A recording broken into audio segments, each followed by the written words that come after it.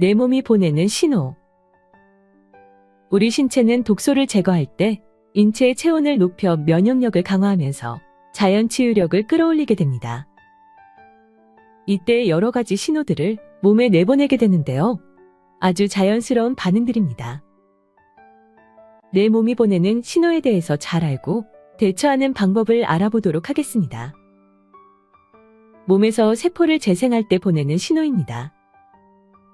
우리 몸은 잠이 들면 하루 종일 작업을 하느라 지친 세포들도 휴식을 취하게 되는데, 이때 면역은 반대로 잠에서 깨어나서 세포에서 발생한 노폐물과 찌꺼기를 청소합니다. 졸음이 많이 오는 사람들은 그만큼 지쳐있는 세포가 많다는 뜻이기도 합니다. 이때는 낮잠을 조금 주무시거나 충분한 휴식을 취해주세요.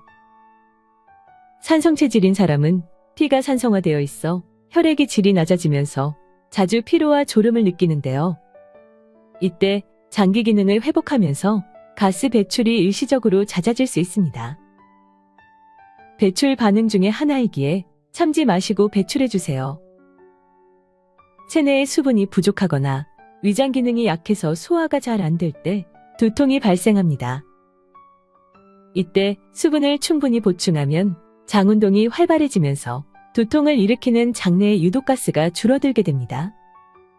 수분을 충분히 보충해주세요.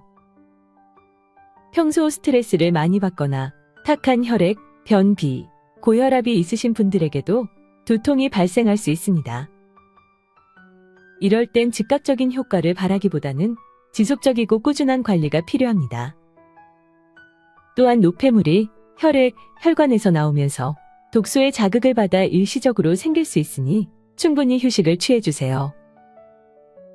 혈관이 확장되면서 평소 두통이나 편두통이 잦았던 분들에게 이러한 신호가 올 수 있습니다.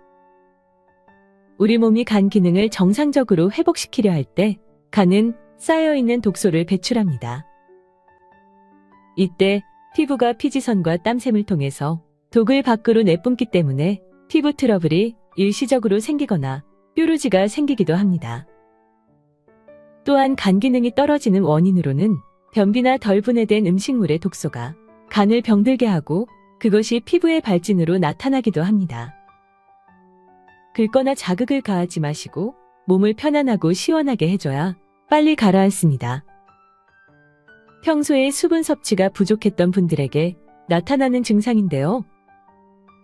수분 부족으로 독소가 장내에 많이 침체되어 있는 상태입니다. 물의 양을 조금 더 늘려보시거나 대장의 연동 운동이 좀 더 활발해질 수 있도록 장에 좋은 유산균이나 식이섬유 등의 영양소를 넣어주면 좋습니다. 한바탕 몸살을 앓고 나면 몸이 더 건강하고 가뿐해진 걸 느껴본 적이 있으실 겁니다. 체온이 1도 상승하면 우리 몸의 면역력은 5배가 올라갑니다. 몸살이나 오한이 들 때에는 몸을 따뜻하게 해주시고 휴식을 충분히 취해주세요.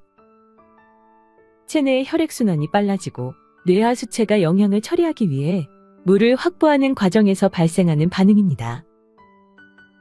신장이 늘어난 수분을 한꺼번에 처리하지 못해 일시적인 부종이 올 수 있습니다. 시간이 지나면 부종은 가라앉고 몸의 수분을 적절히 조절해 제 기능을 회복할 겁니다. 저림 현상은 혈액순환이 개선되려는 신호지만 반대로 순환에 문제가 있을 때에도 생길 수 있는 현상이기도 합니다. 저릴 때에는 지금처럼 꾸준히 영양 섭취와 함께 따뜻한 물로 손발을 마사지하고 가벼운 운동을 해주시면 좋습니다. 피부 트러블이나 기미, 주근깨, 소화불량, 심한 입냄새 등은 위장에 남아있는 음식물 찌꺼기가 그 원인입니다. 구토 증세는 위를 청소하려는 반응입니다. 구토 이후 소화 기능은 놀랍도록 향상되고 여러 증상들이 호전됩니다. 너무 놀라지 마시고 속을 편안히 해주시면 좋습니다. 평소에 물을 충분히 마시지 않았기 때문입니다. 체내에 수분이 부족하면 아무리 좋은 영양을 섭취하더라도 실제로 흡수되기가 어려운데 결국 갈증은 영양의 흡수를 돕기 위해 몸이 보내는 신호입니다. 물을 꾸준히 섭취해주세요. 여러 가지 내 몸이 보내는 신호에 대해서 알아봤는데 궁금증이 좀 풀리셨나요? 내 몸이 보내는 신호에 귀를 기울이고 조금은 불편할 수 있는 증상들이 몸이 좋아지기 위한 과정임을 꼭 기억해 주세요.